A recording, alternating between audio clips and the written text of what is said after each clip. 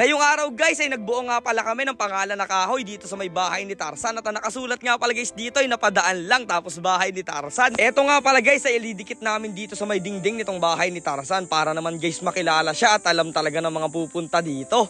So what's up mga napadaan lang. So ngayong araw nga guys maaga na naman tayong tinanghali ng gising. At sa mga followers at viewers nga pala namin gustong makapunta lalong lalo na yung mapupunta dito sa Mindoro sa bayan ng Polay, pwede kayo makabisita dito sa bahay ni Tarzan. At palambing na rin sana sa inyo guys ng isang like at share sa video na to. At syempre guys sa mga gusto magpa-shoutout dyan, mag-comment na rin kayo dito. What's up? Ang gagawin naman namin ngayong araw dito sa bahay ni Tarzan ay yung pinakang lettering guys na kawayan na bahay ni Tarzan tapos napadaan lang channel. Kaya tara, simulan na natin! Ang unang first step nga pala guys natin gagawin para makabuo tayo ng pangalan na ilalagay dito ay magkakayas nga pala guys tayo dito ng kawayan na magkakasing laki at magkakasing haba. Eto nga pala guys ang gagamitin natin para makabuo tayo ng letter o pangalan. Medyo marami nga guys yung gagawin nating letter kaya kailangan talaga nating bilisan. Bali nga guys ang ilalagay lang natin ditong pangalan ay napadaan lang tapos sa kabila naman guys ay bahay ni Tarzan para meron naman siya guys pagkakakilanlan. Umakyat nga guys muna ako dito sa may taas para maisip kung saan ba namin ilalagay dito na part at naisip ko guys doon na lang sa may harapan para pagdadaong yung bangka namin ay tanaw kaagad yung pangalan na ilalagay natin dito sa may taas na to. Noong nakapagputol na nga guys at nakapagkayas na kami dito ng kawayan, ang ginawa naman guys namin ay tinalian na namin to at binuo na namin ang mga letter. Sa halip nga guys na pako ang ginamit namin dyan, ang gumamit nga pala kami dito ng taling nylon para mas matibay guys at hindi siya kakalawangin. Medyo mahirap nga guys gumawa ng mga letter lalong lalo na pag ganito. Pero syempre guys gaya nga nasabi ko sa inyo walang mahirap sa amin basta tulong-tulong kami sa paggagawa.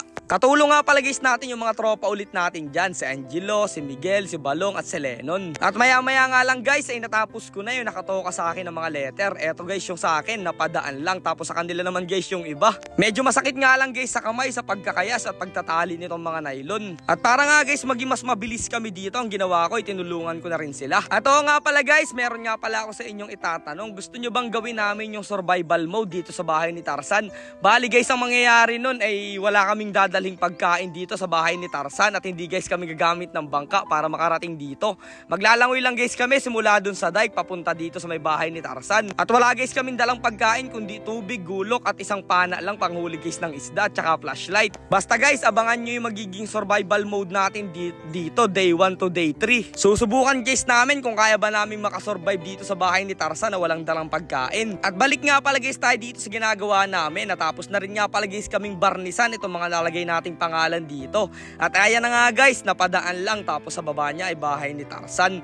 Ang ginawa nga guys namin dito ay binarnisan na rin lang namin para hindi naman guys bumasag dun sa kulay nitong native style ng ating kubo. Pag kasi guys nilagay natin dyan ng ibang pintura, paniguradong aagaw atensyon yun at mababasag yung combination ng mga kulay. At dito na nga lang pala guys namin pwenesto yan sa may kabilang gilid, sa may likod ng upuan natin. At ayan guys, magkasunod lang sila dito. Saktong-sakto naman guys yung sukat namin dito at nagbagay rin talaga. Hindi rin guys bumasag sa kulay o masakit sa matang tingnan. Bale, nakasulat lang dyan guys dito sa kabilang part ay napadaan lang. Tapos doon naman guys sa may bandang kaliwa ay bahay ni Tarzan. Grabe. Pinagtulungan na nga lang pala guys namin ikabito. Gamit nga pala namin ang nylon na medyo matibay. Ayun o, medyo matibay talaga. At maya-maya lang guys ay natapos na rin nga pala. Napakaganda na guys tingnan at meron ng pangalan itong ating bahay ni Tarzan. At tingnan nyo naman guys, napakaganda ng view dito ng bahay ni Tarzan. Lalong-lalo na pag pinagmamasdan mo sa malayo. Kaya abangan mo guys yung mga adventure pa namin at mga food trip pa namin dito.